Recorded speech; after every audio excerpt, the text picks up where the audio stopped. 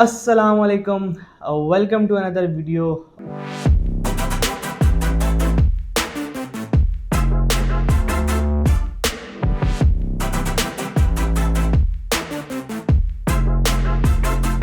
और आज की हमारी वीडियो बहुत पावरफुल है और ये रियल कंटेंट पे बनी है और रियल नॉलेज पे मार्केट के। आज हमने फाइनली अपनी वॉल्यूम की सीरीज़ स्टार्ट की है जिसमें हम आज सिखाएंगे कि वॉल्यूम होता क्या है और हमारा सेटअप क्या है। तो बेसिकली हमने काफ़ी वीडियोस बीच में स्किप किए हैं बिकॉज के कुछ लोग जो थे वो काफ़ी जल्दबाजी कर रहे थे और बार बार डिमांड कर रहे थे कि वॉल्यूम की सीरीज़ स्टार्ट करें। तो I think so I thought कि यार चलें स्टार्ट कर ली जाए। तो स्टार्ट करते हैं। तो ये आपके सामने आ रही होगी वीडियो जिसमें ये केस 1 है एंड केस 2 है। सबसे पहली चीज़ वॉल्यूम, मैंने अपनी जो इंट्रोडक्शन की वीडियो थी अबाउट वॉल्यूम उसमें बताया था कि वॉल्यूम जो रिप्रेजेंट करता है वो नंबर ऑफ़ ट्रांजैक्शन रिप्रेजेंट करता है। लेट्स सपोज ये जो कैंडल है दैट बुलिश कैंडल, ये भी मैंने बताया था कि बुलिश कैंडल क्या होता है और बेरिश कैंडल क्या होता है और इनकी फॉर्मेशन क्या होती है। तो वो वीडियो अगर आपने नहीं देखी तो वो देख लें। तो ये जो बुलिश कैंडल है इसमें इसको हम सपोज करते हैं कि ये इसका जो टाइम फ्रेम था वो M5 था, ठीक है। ये मतलब M5 की कैंडल है, मतलब ये 5 मिनट की कैंडल है। तो इस पे ये वॉल्यूम आया, ठीक है। जैसे कि मैंने बताया था कि फॉरेक्स में टिक वॉल्यूम होता है, ठीक है, रियल वॉल्यूम नहीं होता जैसे कि स्टॉक्स में होता है जिसमें एग्जैक्ट फिगर्स आ रही होती हैं कि कितने स्टॉक बाय हुए कितने सेल हुए। लेकिन जो टिक वॉल्यूम है वो हमें बताता है कि इस पार्टिकुलर कैंडल में कितनी ट्रांजैक्शन हुई, ठीक है। अब ये जो कैंडल है, कैंडल के नीचे जो वॉल्यूम आ रहा है ये हमें बता रहा है कि इस कैंडल पे इतनी ट्रांजैक्शन हुई, ठीक है। अब लेट्स सपोज हो सकता है कि ये कैंडल हो और इस पे ये ट्रांजैक्शन हुई हो 100, हम सपोज करते हैं, ठीक है। तो ये हमें बता रहा है कि इस पर्टिकुलर कैंडल में 100 ट्रांजैक्शन हुई। दैट मीन्स कि 100 जो थे वो बायर्स और सेलर्स थे, मतलब उन्होंने आपस में बाइंग और सेलिंग किया तो 100 मिल के ट्रांजेक्शन बनी। अब ये जो नेक्स्ट कैंडल है, अब इसमें जो है वो वॉल्यूम और इंक्रीज़ हुआ है और ये अगर ये 100 था तो ये सपोज कर लेते हैं ये 120 था। तो दैट कैंडल मेक्स 120 ट्रांजेक्शन्स। तो इस कैंडल में 120 ट्रांजैक्शन हुई हैं।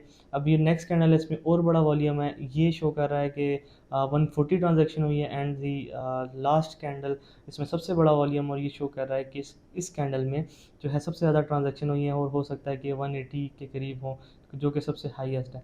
तो अगर हम इस केस वन की बात करें तो केस वन में क्या हो रहा है कि जो कैंडल्स हैं वो ऊपर जा रही है, मतलब मार्केट ऊपर जा रही है, बुलिश कैंडल बनती जा रही है और वॉल्यूम बड़ा होता जा रहा है, ठीक है। तो एक चीज़ आपने याद रखनी है, बड़ी इंपॉर्टेंट चीज़ बता रहा हूँ, बहुत इंपॉर्टेंट, जो मैं अभी अपनी आने वाली वीडियोस में रिपीट भी करूँगा कि जो मार्केट होती है उसमें नंबर ऑफ़ बायर्स और नंबर ऑफ़ सेलर्स इक्वल होते हैं, ठीक है।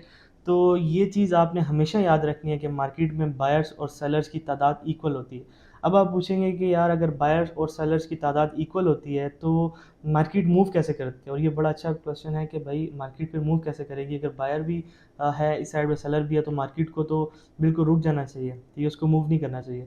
तो होता ही है कि उनमें से एक जो है जो पार्टिसिपेंट होता है या बायर या सेलर, वो एग्रेसिव हो जाता है, ठीक है। Because of his aggressiveness market move करती है। अब एग्रेसिव होने का क्या क्या मतलब है, लेट्स सपोज जी, इसकी मिसाल देता हूँ सप्लाई एंड डिमांड के कॉन्सेप्ट से। आपकी जो है लेट्स सपोज एक बड़ी सी ब्रांच है या एक बड़ी सी चेन है, ठीक है।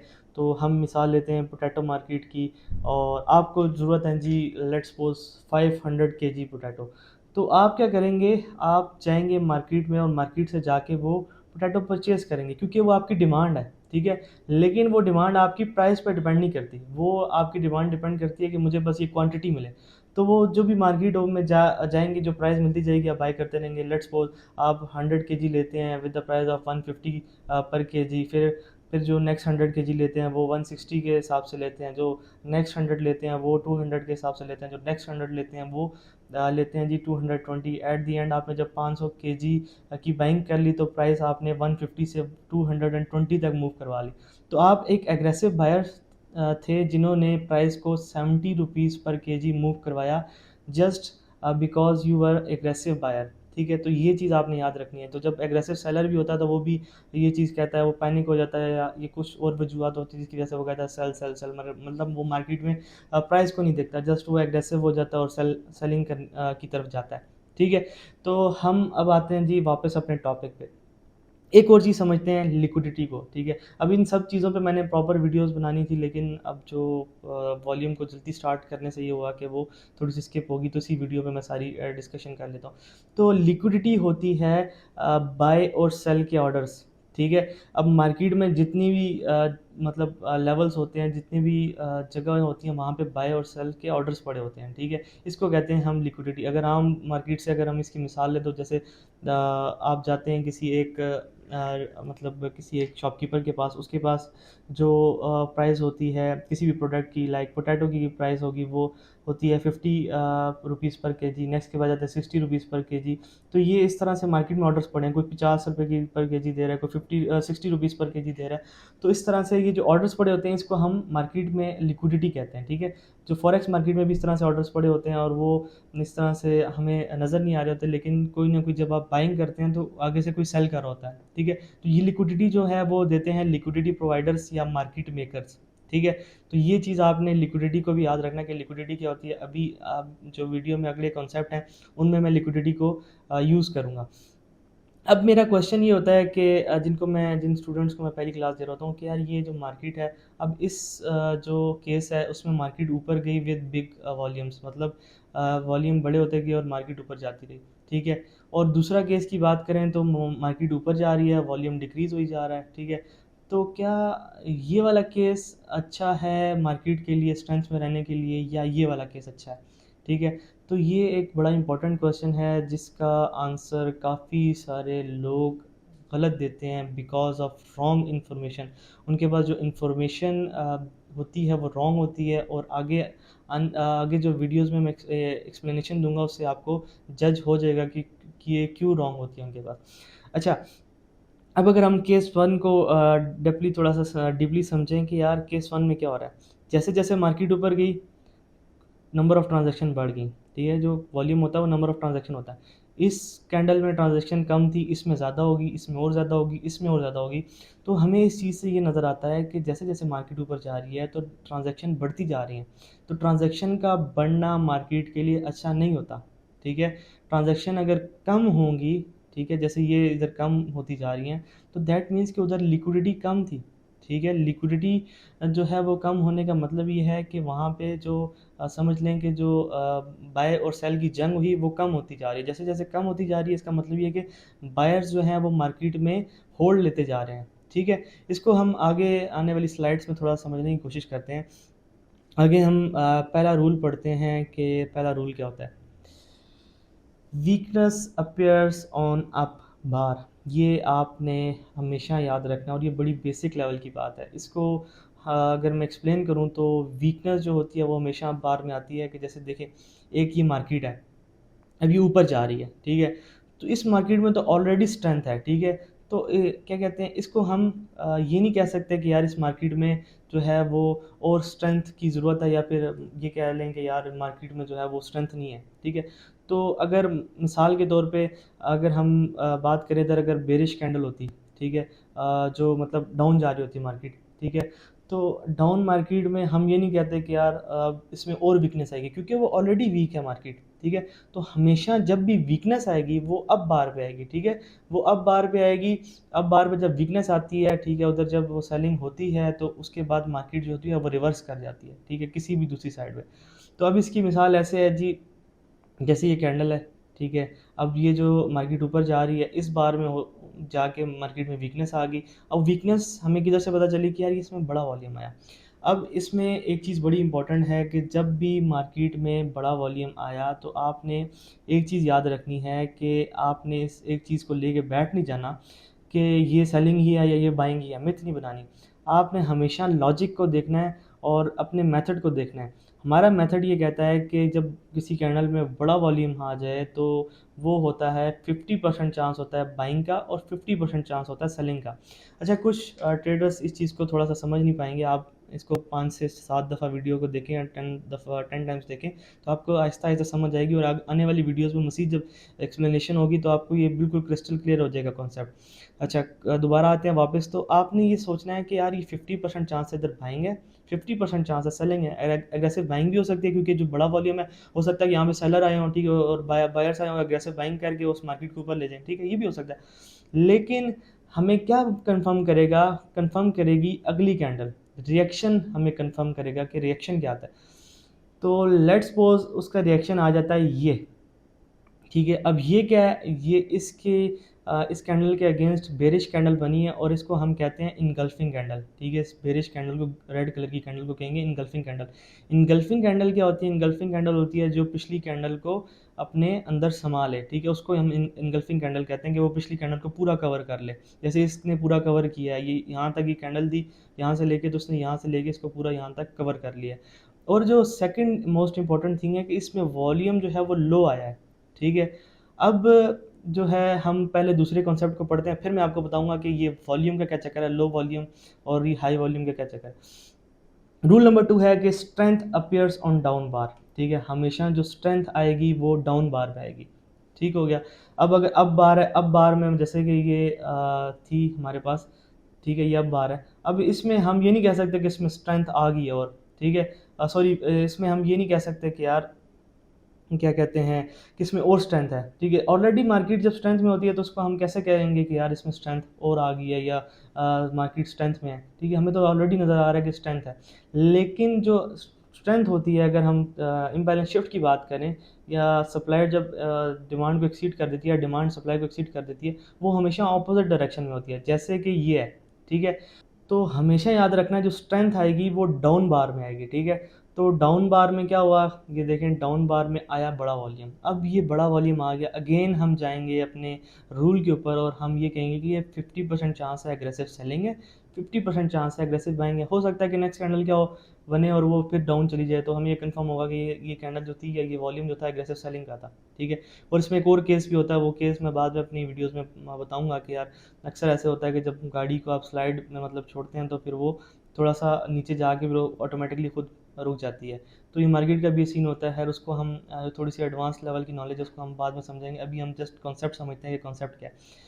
तो अब ये जो रिएक्शन है वो हमें बताएगा कि मार्केट में वो जो स्ट्रेंथ है वो रियल थी कि नहीं है, ठीक है। अब हमें ये तो पता चल गया स्ट्रेंथ अपीयर्स ऑन डाउन बार।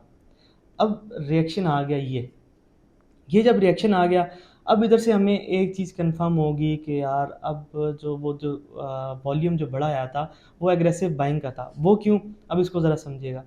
अब जो लिक्विडिटी प्रोवाइडर्स या मार्केट मेकर्स होते हैं ना, उनके पास होता है लेवल 2 का डाटा, उनको पता होता है, हमें नहीं पता होता है कि जो वॉल्यूम आया है वो एग्रेसिव बाइंग का या सेलिंग का, लेकिन उनको नज़र आ रहा होता है कि भाई मार्केट में कोई सेलर बड़ा है या बायर बड़ा है। तो जैसे ही वो देखते हैं ये जो डाउन कैंडल है, ठीक है, इसमें बड़ा वॉल्यूम बन गया है, तो उनको नज़र आ जाता है कि यार कोई बड़ा जो बायर है वो मार्केट में आ जाता है, आ गया है, ठीक है। अब वो जो लिक्विडिटी प्रोवाइडर्स वो भी मार्केट में पैसा बनाने के लिए बैठे हुए हैं, और वो कैसे पैसा बनाते हैं, वो अपने ऑर्डर्स को सेल करके पैसा बनाते हैं, लिक्विडिटी दे के पैसा बनाते हैं। अब उनके पास भी एक सिंपल ही रूल होता है कि बाय लो सेल हाई, हमेशा वो अपने ऑर्डर जो हैं वो महंगे बेचते हैं, सस्ते खरीदते हैं, ठीक है, मतलब अच्छी प्राइस में उनका ऑर्डर बेचना उनका काम होता है। अब इस केस में वो क्या करते हैं कि जब वो देखते हैं कि एक बड़ा बायर आ गया स्कैंडल में, वो क्या करेंगे, ऊपर से सेल की लिक्विडिटी उठा लेंगे, ठीक है। तो जो उनकी सेल लिमिट लगी होगी वो उठा देंगे। वो क्या होगा कि लिक्विडिटी कम हो जाएगी। लिक्विडिटी जैसे कि मैंने बताया था कि बाय और सेल के ऑर्डर्स को हम लिक्विडिटी कहते हैं। तो इस सारी चीज़ों को जोड़िएगा, ज़रा समझने की कोशिश कीजिएगा कि जब लिक्विडिटी उठ गई तो दैट मीन्स के यहाँ से ऑर्डर कम हो गए, दैट मीन्स कि अब ट्रांजैक्शन जो है वो कम होंगी। तो जो लो वॉल्यूम जो आता है वो हमें ये बताता है कि भाई अब जो है इस कैंडल में ट्रांजैक्शन कम हुई है और लिक्विडिटी उठ चुकी है सेल की। अब क्या होगा कि ज़्यादा चांसेस ये है कि मार्केट इम्बैलेंस शिफ्ट हो जाए। इम्बैलेंस शिफ्ट क्या होता है कि जब जो सप्लाई होती है उसको एक्सीड कर लेती है डिमांड। अब ये डिमांड आ गई, अब ज़्यादा चांसेस क्या है कि मार्केट ऐसे शूट कर जाएगी ऊपर वाली साइड पे, ठीक है। और अगर हम पिछले केस की बात करें जिसमें हमने डिस्कस किया था कि जो वीकनेस होती है वो अब बार में आती है, ठीक है। अब इस साइड में क्या हुआ कि जब उस लिक्विडिटी प्रोवाइडर ने देखा कि मार्केट में बड़े बड़े जो है वो सेलर आ गए हैं, सेल ऑर्डर्स लग रहे हैं, तो उसने जल्दी से ना इधर से बाय की लिक्विडिटी उठा ली, buy limits buy limits buy limits इधर से उठा लिए। क्यों? क्योंकि वो अच्छी प्राइस में जो है ना वो मार्केट को परचेज़ करेगा, ठीक है?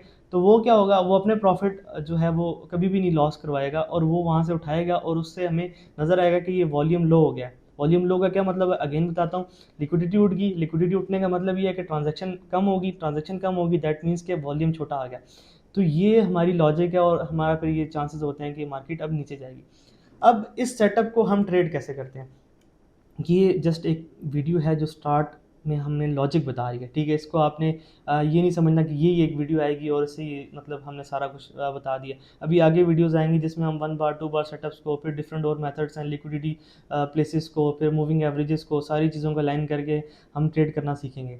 तो इसकी हम बात करें तो ये जो पॉइंट है ना, ये पॉइंट लेट्स सपोज अगर ये हम 5 की कैंडल थी, यहाँ पे मार्केट क्लोज हुई, जैसे ही यहाँ पे मार्केट क्लोज होगी हम देखेंगे लो वॉल्यूम पे बन गई है, हम यहाँ पे सेल ऑर्डर लगा लेंगे अपना, ठीक है?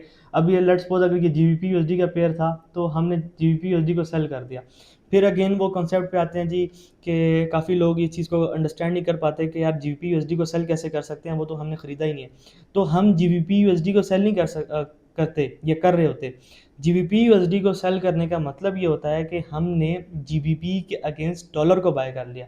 अब जीबीपी यूएसडी को बाय करने का मतलब ये नहीं कि हमने जीबीपी यूएसडी दोनों पेयर्स को बाय कर लिए, उसका मतलब ये होता है कि हमने जीबीपी जो बेस करेंसी है उसको हमने बाय कर लिया अगेंस्ट डॉलर, ठीक है? जीबीपी यूएसडी को बाय करने का मतलब जीबीपी को बाय कर लिया अगेंस्ट डॉलर, और जीबीपी यूएसडी को सेल करने का मतलब ये है कि हमने डॉलर को बाय कर लिया अगेंस्ट जीबीपी। अब जब डॉलर में स्ट्रेंथ होगी तो मार्केट जो है वो गिरेगी, क्योंकि जीबीपी यूएसडी एंड में आता है, तो मार्केट गिरेगी, डॉलर में स्ट्रेंथ आएगी और हमें प्रॉफिट होगा। तो हम सेल बेसिकली नहीं कर रहे होते, बेसिकली हम बाय कर रहे होते हैं डॉलर को।